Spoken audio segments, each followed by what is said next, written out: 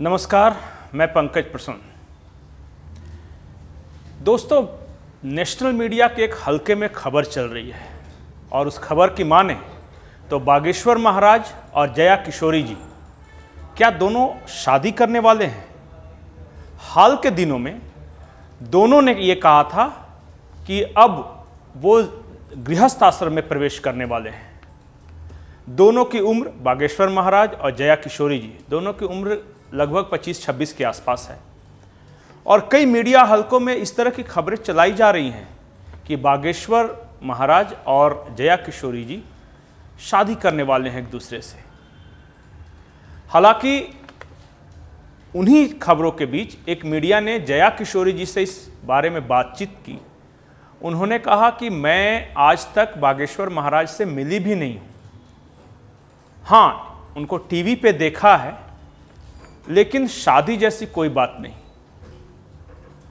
जब इसी सवाल को बागेश्वर महाराज जी से पूछा गया तो उन्होंने कहा कि मैं जानता तो हूं उनको, लेकिन किसी तरह का कोई संपर्क नहीं है।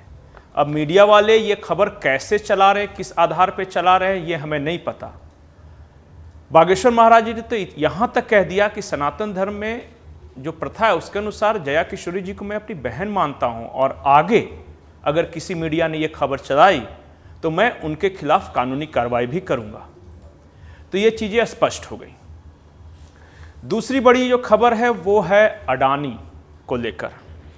आपको पता होगा कि अपोजिशन जो कि विपक्ष है, आज तमाम विपक्ष ने अडानी मसले पर संसद में चर्चा की मांग की और इसी बीच एक खबर यह भी आई कि विपक्ष ये जानना चाहता है कि हिंडनबर्ग की रिपोर्ट के बावजूद अडानी के एफपीओ में LIC, SBI और PNB ने पैसे क्यों लगाए और उस वक्त क्यों लगाए जब ये एफपीओ का मूल्य ज्यादा था। हालांकि बाद में एफपीओ का मूल्य गिरा और अब तो अडानी ग्रुप ने इसे वापस ले लिया है। विपक्ष ये भी जानना चाहता था और आरबीआई ने, विपक्ष नहीं माफ कीजिए, आरबीआई ने इन तीनों से, खास करके PNB और स्टेट बैंक ऑफ इंडिया से वो पूरी रिपोर्ट मांगी है कि कितना एक्सपोजर है अडानी ग्रुप का इन बैंकों के प्रति। SBI के चेयरमैन का जवाब आया है और जवाब कुछ इस तरह है कि स्टेट बैंक ऑफ इंडिया ने अडानी ग्रुप को 21,000 करोड़ का लोन दिया है। स्टेट बैंक ऑफ इंडिया का यह भी कहना था, जो उनके चेयरमैन ने अपने स्टेटमेंट में कहा है, वो ये भी कि हम जितना लोन दे सकते थे उससे आधे से भी कम दिया है लोन। उन्होंने कहा है कि लोन की रिकवरी भी हो रही है और हमें नहीं लगता कि हमारा पैसा डूबने वाला है। ये स्टेट बैंक ऑफ इंडिया के चेयरमैन का बयान है। लेकिन अडानी से जुड़ी हुई एक खबर झारखंड से भी है। आपको पता हो कि झारखंड के गोड्डा में अडानी पावर का प्लांट है। बांग्लादेश के साथ नवंबर 2017 में अडानी ग्रुप ने एक समझौता किया था जिसके तहत हर साल 1496 मेगावाट की बिजली बांग्लादेश को सप्लाई की जानी थी। अब बांग्लादेश की सरकार ने, वहां के पावर मिनिस्टर हैं नसरुल हमीद, उन्होंने अडानी ग्रुप को चिट्ठी लिखकर इस समझौते से पीछे हटने के संकेत दिए हैं। उन्होंने अपनी चिट्ठी में कहा है कि हम ये समझौता, ये एग्रीमेंट जारी नहीं रख सकते क्योंकि जो कोल प्राइसिंग है वो हमें ज़्यादा महंगी पड़ रही है। तो कुल मिलाकर इन सारे विवादों के बीच बांग्लादेश सरकार भी अडानी ग्रुप से अपने हाथ वापस खींचने जा रही है। इसी बीच एक और खबर है। खबर यह है कि ईडी ने अरविंद केजरीवाल और जो वहाँ शराब घोटाले के मुख्य अभियुक्त हैं समीर महेंद्रू, इनके बीच बातचीत का एक ट्रांसक्रिप्ट हासिल किया है। कहा यह गया है जांच एजेंसी की ओर से कि एक फेस टाइम कॉल कोई ऐप होता है, उसके जरिए अरविंद केजरीवाल और समीर महेंद्रू के बीच बातचीत हुई और विजय नायर जो कि आम आदमी पार्टी के पदाधिकारी है, उन्होंने ये पूरी अरेंजमेंट कराई थी, दोनों के बीच बातचीत की।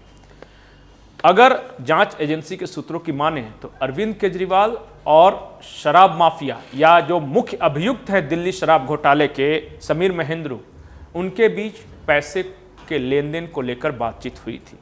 तो आने वाले वक्त में ये मुद्दा राजनीतिक रंग भी ले सकता है। अब आते हैं झारखंड की ओर। झारखंड में आज की सबसे बड़ी खबर यह है कि लगभग सभी राजनीतिक पार्टियां, चाहे वो कांग्रेस हो, भाजपा हो या झारखंड मुक्ति मोर्चा हो, उनकी राजनीति संथाल की ओर शिफ्ट कर गई है। झारखंड मुक्ति मोर्चा का स्थापना दिवस है दुमका के गांधी मैदान में। उस मैदान में सोरेन परिवार के कटआउट्स और पोस्टर लगाए गए हैं। हमारे संवाददाता ने पूछा कि सिर्फ सोरेन परिवार के क्यों, दूसरे नेताओं के क्यों नहीं, तो स्टीफन मरांडी थे, उन्होंने जवाब दिया कि जिला के जो नेता हैं उन्हीं का कटआउट लगाया गया है, हम लोग दूसरे जिले से आते हैं इसलिए हमारा कटआउट या पोस्टर नहीं है।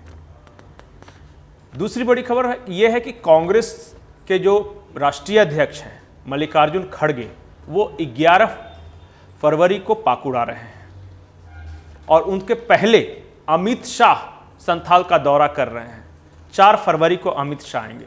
तो कुल मिलाकर झारखंड की राजनीति का घमासान जो होना है और जो सारी प्लानिंग चल रही है वो संथाल को लेकर है कि संथाल फतह कौन करता है, और उसी पे ये डिसाइड होगा कि जिसने संथाल जीता उसने झारखंड जीता।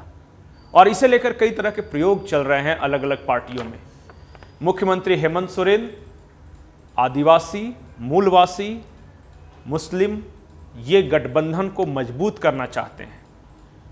पाकुड़ में मल्लिकार्जुन खड़गे का आना, पाकुड़ अल्पसंख्यक बहुल इलाका है और वहां राष्ट्रीय अध्यक्ष के रूप में अगर झारखंड का पहला दौरा होगा तो वो पाकुड़ में होगा, इसकी अपने मैसेज है।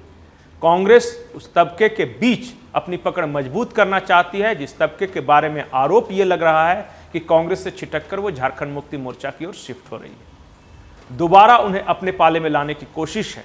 आलमगीर आलम को इस काम में लगाया गया है और मल्लिकार्जुन खड़गे का पाकुड़ दौरा उसी संदर्भ में देखा जाना चाहिए।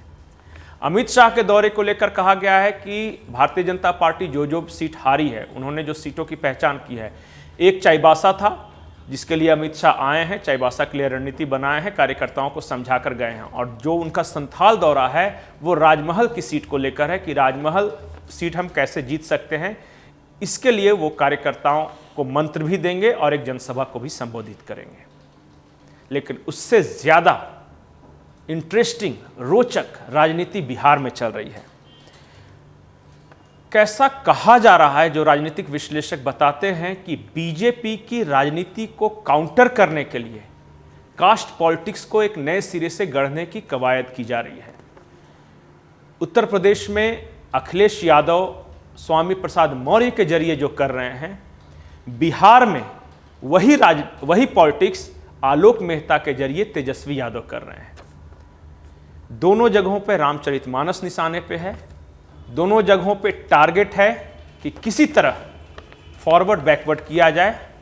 और इस राजनीति में सबसे ज़्यादा जो शिकार हो रहे हैं, जो परेशान हैं, वो हैं आरजेडी और समाजवादी पार्टी के सवर्ण नेता।